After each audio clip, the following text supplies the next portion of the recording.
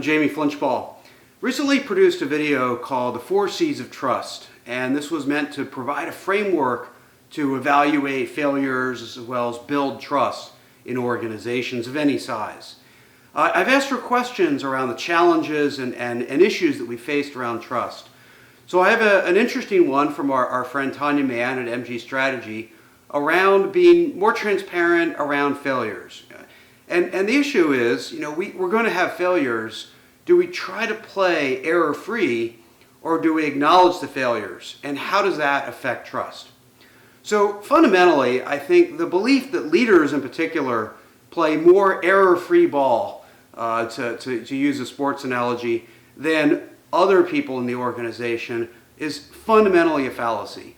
And many of them are involved in far more decisions. So even if their error rate is lower as a percentage, their opportunities are A, significant in terms of their magnitude, and B, frequent.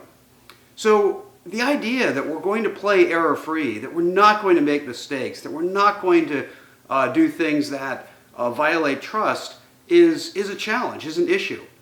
So this is where two of the C's come together. One is consistency, right? So every failure is a breakdown of that consistency. And so that is why it's so important. It's one of those 4 C's, consistency. And if we're going to have mistakes, then we're going to violate our consistency. We're going to be as consistent as we can through whatever discipline and structures that we can, but there's going to be mistakes. So then comes communication, one of those other C's.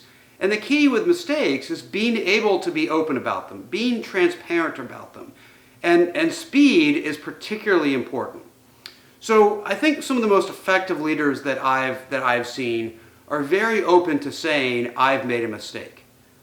When you look at a leader that say, you know what, I was wrong on that, I've changed my mind, I've changed my opinion, I simply made an error, you really have to do a couple of things. One, acknowledge it. Don't assume that the other person sees it, because if you don't acknowledge it, they will assume that you either A, didn't see it, or B, want to cover it up. Either way, that's a problem. So acknowledging it is one of the most important things that you can do when you do make that error. The other part is essentially understanding the damage done. Especially people in leadership positions tend to underestimate the damage done when they have an error. They believe that their ability to recover might be very rapid, but the cascade effect of a bad decision or a misstep or whatever that might be has ongoing consequences, and not understanding that can be important. So you really have to sort of check on the damage done. And then finally, you have to find ways to correct the error, right? Whether that's trying harder or differently or changing your system of work in the future, or it's doing something to fix the problem that was created. It's actually more important than, say, apologies. Apologies are nice, but they're often hollow if some action doesn't come along with it. And so if there's damage done, what can you do to help correct that damage?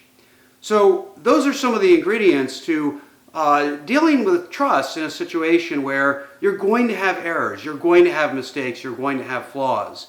So understand that you're breaking down that consistency, but use communication and ultimately action to help close those gaps. Now, the reason I'm sharing this is I hope you come back and look at the 4 C's video. We'll link to that in this video.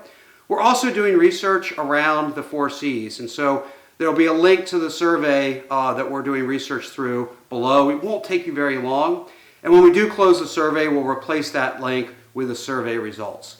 So please do participate. We hope to make that information much more useful to a wide audience.